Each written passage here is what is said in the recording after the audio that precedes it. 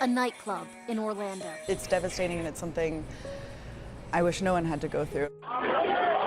A movie theater in Colorado. It is something that's in the back of my mind every day. A church in South Carolina. It's an increasing reality. Callers indicating she thinks there's An someone shooting in the elementary building. school in Connecticut. I think those could be my kids, my students. That's when it gets you. An FBI study looked at 160 active shooter incidents in the United States between 2000 and 2013.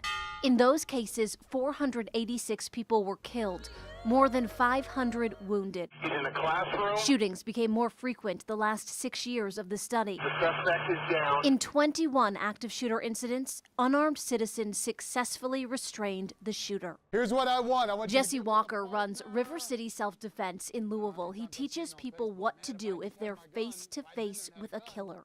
They don't get to wait for, Superman to swoop in and help them. Inside his training center, We've been running and hiding since we were kids, right? We were taught to do that. he's teaching students to tackle, beat, and disarm. I hope I never have to use these skills that we're learning. But if the situation were to come up, you have them in your hip pocket. This is active killer defense training. Knowing how to handle an aggressive situation, whatever it may be, is incredibly valuable. Karen Cook is a former teacher. It's training she wishes she had years ago while working in Washington, D.C. Her school went into code red after reports of an active shooter. I ended up just standing in front of the window praying. Thankfully, it was a false alarm. Students and staff at Jefferson County Public Schools take part in unannounced active shooter drills twice a year. Each and every child is taken into a safe location that can be locked so somebody can't get in. The lights are turned out. Everyone is told to remain quiet. The schools also only have one entrance people use during the day, and all visitors must sign in. Stephanie Capisser is a preschool teacher in Louisville. My number one priority are those babies and making sure they're safe. She, her husband, and son all take self-defense classes. As a society, we think that happens somewhere else, or it will not happen here.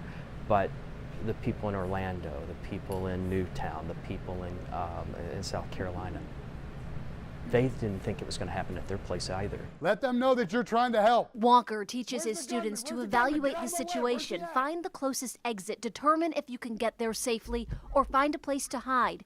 If you can't and don't have a gun, take charge. Moving that line of fire out away from the targets. If you do have a gun, Walker says make sure you think before you shoot. Do I have a good shot? In all the chaos and in all the movement, am I going to be making things better or worse?